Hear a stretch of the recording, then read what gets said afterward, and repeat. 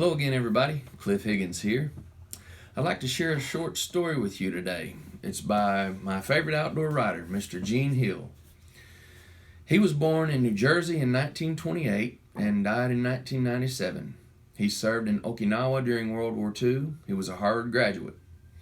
He wrote a monthly column for Guns and Ammo magazine for several years, and he also wrote a monthly column for Field and Stream magazine for many years, titled Hill Country, and I remember reading those articles as a youngster. Some of those articles have been compiled into this book, and it is titled A Hunter's Fireside Book. Mr. Hill loved guns, dogs, children, upland bird hunting, duck hunting, and pipes and an occasional libation. The book is really more about life in general than just hunting. He was married and he had 2 daughters, and the story that I want to share with you is titled Jennifer Asks Why, and it's about a conversation that he had with one of his daughters. My little girl Jennifer and I were musing around with one of the Labradors, and as more often than not, we found a tick lodged in the inside tip of her ear. Jennifer deftly removed it and ground it under her heel.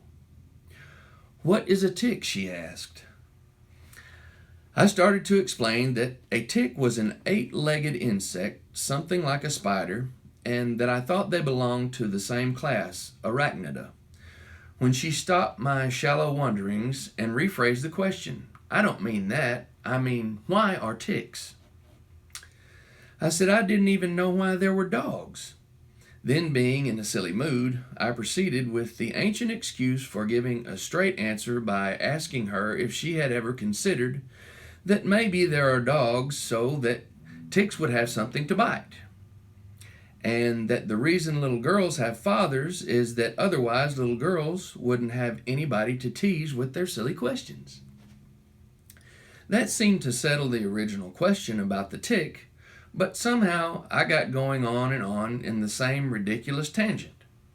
Maybe, I told her, we have wives that shriek at us so we'll get out of the house to go outside and go hunting.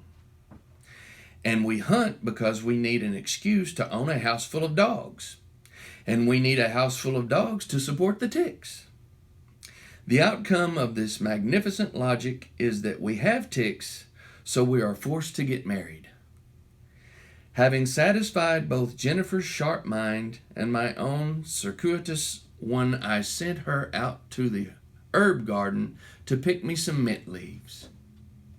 If she asked me why are there mint leaves, I swore to myself that I would teach her to be the first 5-year-old of my acquaintance who would know how to construct a suitable mint julep.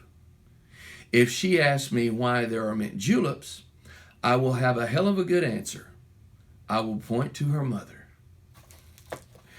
I hope you enjoyed that story. That book's full of great stories like that.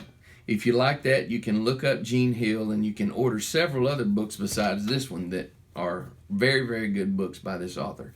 Another book I'd like to tell you about is by a very good author, and some of you know him.